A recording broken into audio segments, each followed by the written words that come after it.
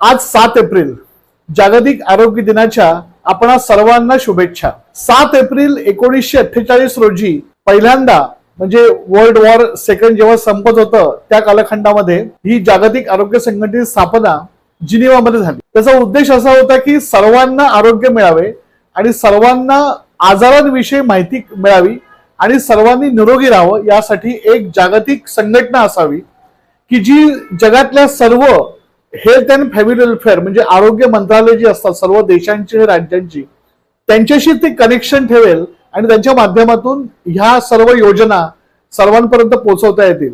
म्हणजे अमेरिकेतल्या माणसाला जेवढा आरोग्याचा अधिकार आहे तेवढे आफ्रिकेतल्या माणसाला पण अधिकार आहे। हे सर्वांना आरोग्य चांगल्या प्रकारे मिळावं एका पातळीवर मिळावं यासाठी संघटनेची स्थापना झाली आणि त्याचा स्थापना दिन हा 1950 सालापासून आपण जागतिक आरोग्य दिन म्हणून साजरा करतो। मग आपण दिन खूप साजरे करतो पण या दिनाचं महत्व काय तर आरोग्य हे आपल्यासाठी सर्वात महत्वाचं आहे। आरोग्य नसेल तर काहीच नाही। मग आपल्याकडे पैसा असू दे, मग आपल्याकडे शेअर्स असू देत, आपल्याकडे गाड्या असू देत, काही असू दे, आपण मूळ फिट नसू तर आपण काय करणार।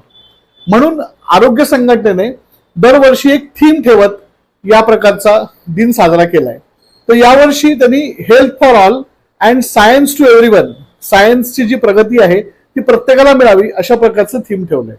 म्हणजे सायन्स मध्ये ज्या काही प्रगती होत आहे, ज्या काही डेव्हलपमेंट होत आहे, आता फॉर एक्झाम्पल रोबोटिक आहे, AI आहे, याचा वापर सामान्यातल्या सामान्य आणि गरीबातल्या गरीब माणसाला कसा होईल यावेळेचं विजन आहे।